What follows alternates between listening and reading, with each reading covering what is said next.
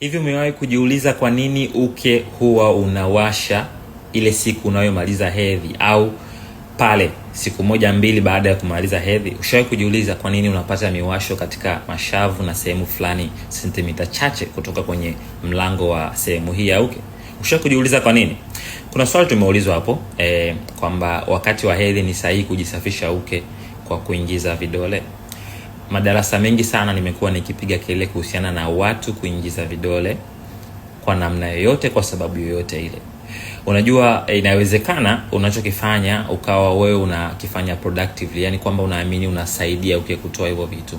Sababu yangu mimi inabaki kuwa ile ile ya kwamba kuna mazingira maalum yameandaliwa hapo kwenye uke ambayo yanajitetea yenyewe, ambayo ni salama kwa uke wako. Kwa hiyo chochote tutakachokifanya tunarudi pale pale, unakuwa unaharibu, sio unaboresha. Sawa? Chochote tutakachokifanya. Na usichokijua ni kwamba kwenye uke wakati unapata ile hedhi ni kwamba unakuwa unatoa ile damu na zile product zote. Unavozitoa it's like una wash ule ukuta wa uke. Sawa? Una wash, yani unatoa zile content zilizopo kwenye ukuta ambazo zinapaswa kuwepo muda wote. Unapozitoa maana yake unaacha uke ukiwa sensitive, yani unakuwa kama umetoka kuusuuza au umetoka kuangua. Kwa maana hiyo inakuwa ni rahisi sana kupata overgrowth ya baadhi ya viumbe, ikiwa ni pamoja na fungus, kwa sababu ukiwash maana yake umetoa ule ulinzi au umeharibu ile pH ya lile eneo.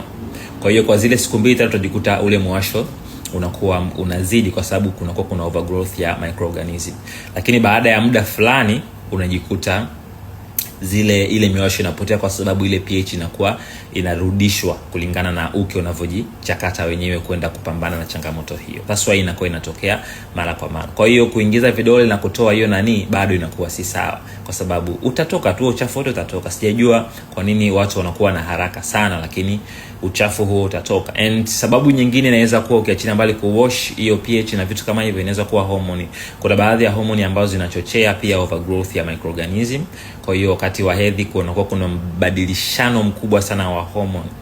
Hizi hormone zinabadilishana, maana yake zinaruhusu pia wadudu au baadhi ya viumbe wakue. Lakini watu ambao wanatumia product ambazo ni kama hizi something ambazo wana wash kwenye uke huwa zinachochea, lakini mara nyingine product zenyewe zile za ukuta wa endometrium zinaweza kusababisha hiyo irritation. Sababu ziko nyingi, lakini sababu kubwa huwa ni hiyo. Share makala hii na rafiki, lakini niambie, je, unapata miwasho baada ya kumaliza hedhi? Niambie kwenye comment. Ciao.